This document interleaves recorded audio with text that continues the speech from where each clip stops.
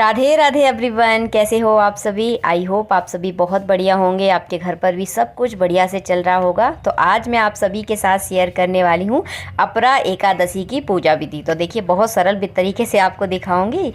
तो सबसे पहले देखिए मैं आप सबके साथ शेयर कर दूँ कि इस अपरा एकादशी में किस देवता की पूजा की जाती है। तो इसमें जो विधान है, शेष शैया पर विराजमान नारायण और लक्ष्मी जी की पूजा करने का विधान रहता है। तो अगर आपके पास इस तरह की तस्वीर है या मूर्ति है तो आप उसकी पूजा कर सकते हैं। अगर नहीं है तो नारायण लक्ष्मी जी की भी आप पूजा इस व्रत में कर सकते हैं। तो मेरे पास भी उस तरह की फ़ोटो नहीं है, ना ही इस तरह की मूर्ति है। मेरे पास नारायण लक्ष्मी जी की मूर्ति है। तो आज की पूजा में मैं नारायण लक्ष्मी जी की ही पूजा करूँगी। तो सबसे पहले 4 बार जल चढ़ा दीजिए, जो हमेशा किया जाता है जब किसी देवी देवता का हम पूजन करते हैं। तो सबसे पहले 4 बार जल उन पर चढ़ाया जाता है। इसके बाद देखिए गंधोदक स्नान कराऊंगी आज मैं। गर्मियों में गंधोदक स्नान का विशेष महत्व रहता है। तो थोड़ा सा चंदन लिया है, चंदन में देखिए मैंने जल डाल दिया है और उससे करा रही हूँ मैं यहाँ पर गंधोदक स्नान। तो देखिए इस तरह से आपको गंधोदक स्नान कराना है।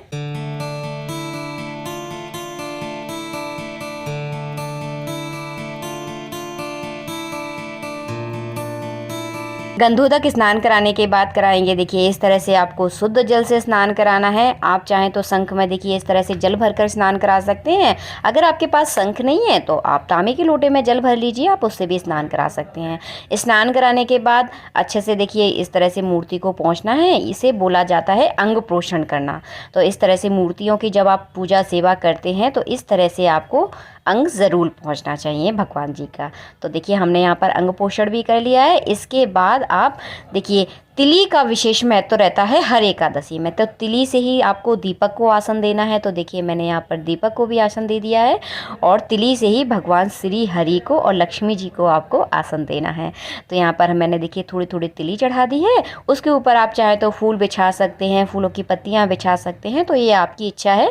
तो इस तरह से देखिए आपको आसन देना है भगवान को। और सबसे पहले देखिए अंग पोषण करने के बाद सुगंधित इत्र हमें ज़रूर लगाना चाहिए। तो सुगंधित इत्र जो है ना वो आप ला के रखें पूजा में। और हमेशा पूजा जब भी आप करें, भगवान की सेवा करें, तो सुगंधित इत्र आपको ज़रूर लगाना है। और ये सामने जो आप देख रहे हैं ये है एकादशी व्रत की कथा है।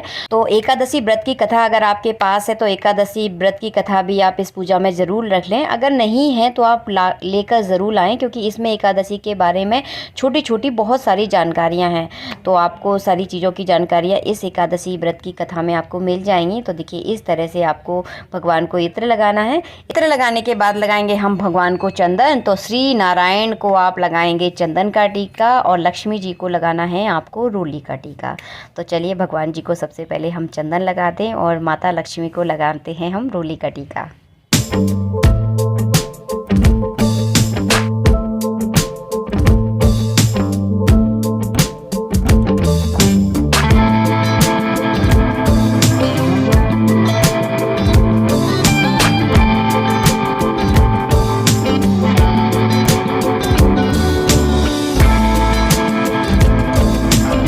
बाद हम भगवान नारायण और लक्ष्मी जी को पहनाएंगे वस्त्र। अगर आपकी मूर्ति के पास अगर वस्त्र है तो आप वस्त्र पहना सकते हैं। अगर वस्त्र नहीं है तो आप कलावा के रूप में 2-2 वस्त्र आप अर्पण कर सकते हैं। तो हमेशा 2 वस्त्र अर्पण किए जाते हैं, पहला धोती और दूसरा दुपट्टा। तो हमेशा जब भी आप वस्त्र अर्पण करें तो 2 कलावा आपको अर्पण करना है। तो देखिए हमने वस्त्र यहाँ पर अर्पण कर दिए हैं नारायण और लक्ष्मी जी को। तो इस तरह से देखिए आपको वस्त्र अर्पण करना है। इसके बाद श्री नारायण को आप जनेऊ ज़रूर अर्पण करें। जनेऊ में थोड़ी सी हल्दी आप ज़रूर लगाएं। तो यहाँ पे देखिए हमने ज़रूर जनेऊ भी अर्पण कर दिया है। इस जनेऊ को बाद में आप सिरा भी सकते हैं। बहुत सारे लोग मुझसे पूछते हैं, तो इस बाद पूजा के बाद आप इसको सिरा दीजिए। अगर आपके यहाँ कोई जनेऊ पहनते हैं तो वो भी इस जनेऊ को पहन सकते हैं। इसके बाद आप फूल अर्पण कर लें और दीपक का पूजन आपको ज़रूर करना है। दीपक में आप थोड़ा सा चंदन लगा लें, थोड़ी सी तिली लगा दें और दीपक को अर्पण कर दें तो दीपक का पूजन हो जाएगा। और इसके बाद फूल माला जो भी आप लेकर आए हैं पूजा में तो वो सारा सब कुछ चढ़ा दें। देखिए आपको कथा का भी पूजन करना है। तो कथा का पूजन देखिए किस प्रकार किया जाता है। एक फूल ले लें, फूल में आप थोड़ी सी चंदन लगा लें और उसमें थोड़ी सी तिली लगाकर इस तरह से कथा पर आप अर्पण कर दें तो कथा का भी पूजन हो जाएगा। पूरा एकादशी में ककड़ी ज़रूर चढ़ाई जाती है। तो हो सके तो आप ककड़ी का भोग ज़रूर लगाएं। ककड़ी को आप आज के दिन दान भी ज़रूर करें। अगर आपके आसपास अगर ककड़ी नहीं मिलती है, किसी कारणवश अगर आपको नहीं मिल पा रही है, तो आप यहाँ पर खीरा भी ज़रूर चढ़ा सकते हैं। तो ककड़ी का ही आपको आज फलहार करना है, ककड़ी का ही आपको आज दान करना है और ककड़ी ही हमारे श्री नारायण हरि को आपको अर्पित करनी है। तो इसके बाद देखिए हम यहाँ पर कथा पढ़ेंगे। कथा पढ़ने के बारे में मैंने आपको बहुत सारी वीडियो में बताया है। अपने सीधे हाथ में थोड़ी सी तिली और एक फूल ले लीजिए। इसके बाद अपनी एकादशी की व्रत की जो कथा है वो आप पूरी पढ़िए। उसके पढ़ने से, कथा पढ़ने से ये होता है हमें सारी जानकारियाँ मिल जाती हैं कि किस एकादशी का क्या महत्व है, किस एकादशी में क्या फलहार किया जाता है, क्या दान किया जाता है, हमें पूरी जानकारी हो जाती है। और जब हमारी एकादशी व्रत की कथा पूरी हो जाए तो बाद अपने सीधे हाथ में जो आपके फूल और तिली है वो भगवान नारायण लक्ष्मी जी को कर दीजिए आप अर्पण। तो इस तरह से देखिए कथा पढ़ने का विधान रहता है। इसके बाद देखिए आपको क्या चढ़ाना है, तो एक फूल ले लीजिए, उसमें थोड़ा सा सिंदूर लगा दीजिए, थोड़ा सा लगा लीजिए आप गुलाल, थोड़ी सी लगानी है आपको हल्दी और थोड़ा सा लगाना है आपको अबीर। तो ये चढ़ाने का बहुत अच्छा तरीका है। पहले तो देखिए मैं इसी तरह से चढ़ा देती थी, लेकिन ये मेरे हस्बैंड ने मुझे बताया है बहुत अच्छा तरीका है। तो इस तरह से देखिए एक आप फूल में सारी चीज़ें अर्पित कर सकते हैं, अलग अलग से चढ़ाने की ज़रूरत नहीं होती। तो इस तरह से देखिए गुलाल, अबीर, सिंदूर और हल्दी, ये सारी चीज़ें बहुत ज़रूरी होती हैं। इस सारी चीज़ों को आप ज़रूर चढ़ाएं।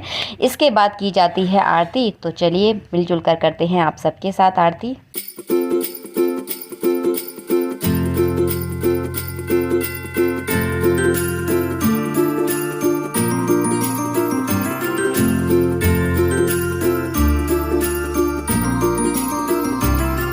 इस तरह से करनी है आपको आरती। और आरती करने के बाद देखिए जल का अर्घ ज़रूर दिया जाता है। अगर आपके पास इस तरह का शंख है तो आप शंख से अर्घ दे दीजिए।